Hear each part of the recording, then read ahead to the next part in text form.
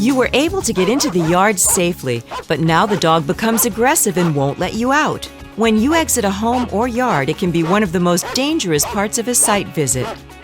We will examine some of the more dangerous exit situations and discuss techniques to help diffuse or prevent aggressive behavior in the dog. Think back to what you learned about pack dynamics. What is the dog's instinctual drive in life? Yes, to find its place in the pack and remain secure there. When another human or dog appears on the scene, they will continually test the newcomer to determine their place in the pack hierarchy. Just because the dog was willing to let you in the gate and appears to accept your presence in the yard does not mean it will stay that way. He will continue to watch you to see if you exhibit any sign of weakness or submission and will take advantage of that to reestablish his position in the pack.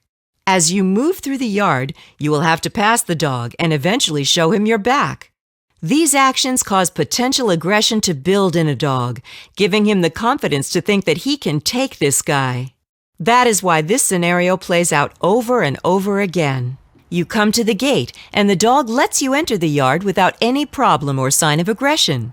Now that you have completed your work and headed back to the gate, you find yourself face to face with the dog directly in your path. You decide to take a wide path around the dog instead of confronting him. The dog becomes aggressive, and you barely make it out of the gate before the dog tries to take a bite out of you.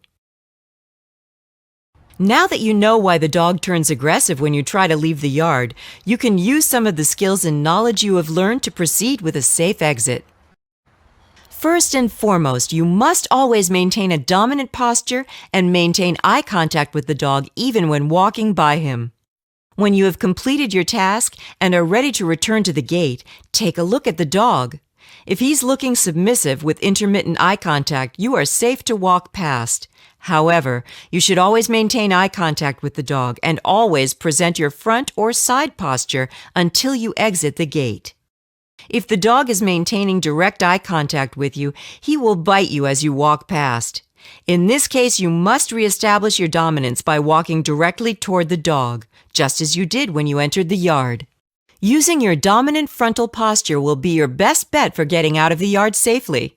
However, you should always have something handy to offer the dog to bite. A dog stick, tool bag, jacket, or anything you identified in your site evaluation before entering the yard. Understanding that the dog is challenging your pack position and not trying to prevent you from leaving the yard changes the way you think about this confrontation. With your understanding of pack dynamics and canine human postures, you can make exiting the yard a more controlled and safer activity.